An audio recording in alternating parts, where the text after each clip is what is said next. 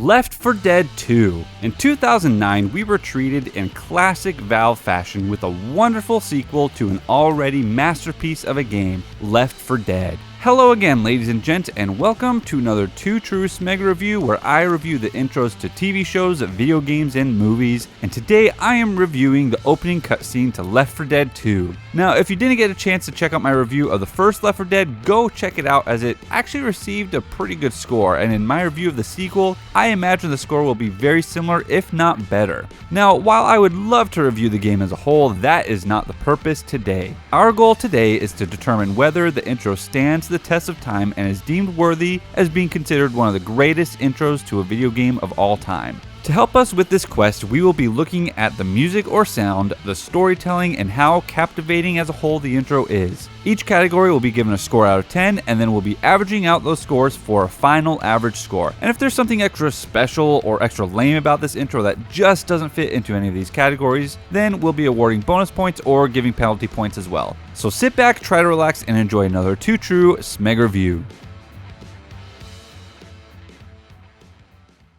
As usual, we're starting with the music. Left 4 Dead 2's intro is packed with different emotions and tones, so let's break it down. Right off the bat, we hear a bluegrassy, country-style string instrument plucking away with this oddly lighthearted vibe. But then it hits us. This is actually the warning cue we hear in gameplay when a horde is about to swarm. It's playful on the surface, but we're already uneasy. Then the survivors kick open the safe room door, and suddenly the drums crash in with fast, hard-hitting rock. It's elevated, intense, and heart-pounding, completely different from the first game's dark, creepy, survival-driven score. The shift in tone shocks us. In the original, the music pushed fear and desperation. Here, the survivors are no longer just clinging to life, they are fed up, angry, and ready to fight back. And the soundtrack mirrors that frustration perfectly. We're not trembling anymore, we're hyped. The music keeps evolving as the intro plays out, such as when the spitter appears. We dip into a creepy, unsettling stretch. And when Ellis realizes the chaos waiting for them below, we get that oh crap, we're screwed tension. But just as quickly, it bounces back to high energy rock as we see our survivors tearing through the infected in a relentless montage. The soundtrack adapts beat for beat to the action, amplifying every emotional beat. Simply put, the music is flawless. Every note nails exactly what the creators wanted us to feel. Tension, shock, adrenaline, and raw determination. Honestly, there's nothing to criticize here. It's absolute perfection, and for that, it earned a straight up 10 out of 10. Now, let's move on to the storytelling. The big questions here are, what's the story being told, how easy is it to follow, and does it pull us deeper into the game? What's great about this intro is how much it mirrors the first game. In Left 4 Dead, we were introduced to the various aspects of the gameplay through a short alleyway skirmish. Left 4 Dead 2 takes that same approach, except now we see a montage of new survivors dishing out punishment while showing off the expanded mechanics. We catch glimpses of melee weapons, fresh firearms, new special infected, and tougher variations of the regular infected. It's basically a highlight reel of everything that's been added, and it gets us hyped to see how all of this fits into the actual game. The difference comes in how the story is presented. The first game's intro had a very clear narrative. Survive the onslaught and make it to the rooftop. Simple, linear, easy to follow. In contrast, Left 4 Dead 2 doesn't give us one continuous story. Instead, it jumps around, more of a rapid-fire showcase than a straight journey. At times, that can make it feel less like a story and more like a mashup of gameplay moments we'll encounter later. But that said, I'd argue there is a loose narrative here. The survivors start out at the beginning of their campaign, and we get little snippets from each chapter and environment along the way in this intro. The problem is, if you haven't played the game yet, it's kind of hard to piece together that thread, but still, that's a very minor knock. The intro might not guide us as cleanly as the first game, but it's still effective, engaging, and sets the stage for what's to come. For that, storytelling earns a strong 9 out of 10.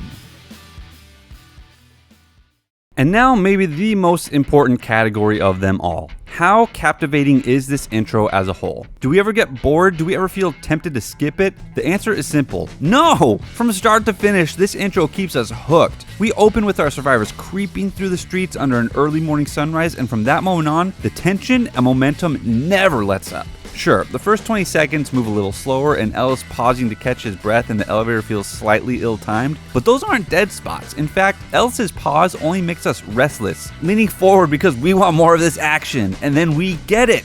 From the shotgun blast that launches this hype train to Coach revving a chainsaw the second the elevator doors open, the intro is relentless. Coach mocking the infected, Rochelle swinging her axe with brutal precision, and Nick's desperate line, I have not come this far to die now. It's all packed with raw energy that keeps us invested. We're not just watching them fight, we're feeling their determination. Gone is the pure horror and desperation of the first game. In its place is a more confident, almost gleeful approach. Like the survivors are saying, yeah, we're trapped in a hell, but we're gonna have fun tearing it down. And then just as we're amped beyond belief, the intro cuts off abruptly. Perfect ending, perfect pacing, perfect captivation. It's a wild ride all the way through, and for that, it earns a flawless 10 out of 10.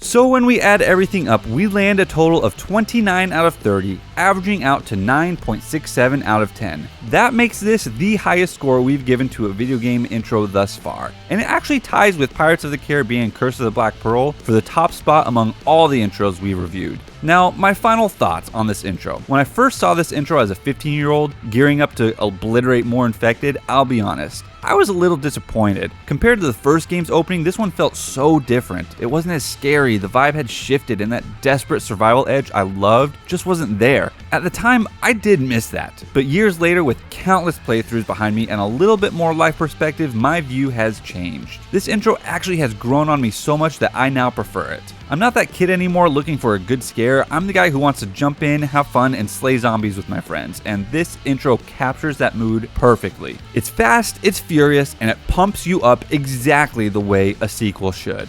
So there you have it, a full review of the opening cutscene to Valve's Left 4 Dead 2. If there's a video game intro you love and you want me to break it down in detail, drop it in the comments. I'd love to add it to the list. And if you don't want to miss those future reviews, consider subscribing. And lastly, to all of you who stuck around until the very end, you're awesome. Thank you for all the support and for joining me for another Too True SMEG review. Until next time.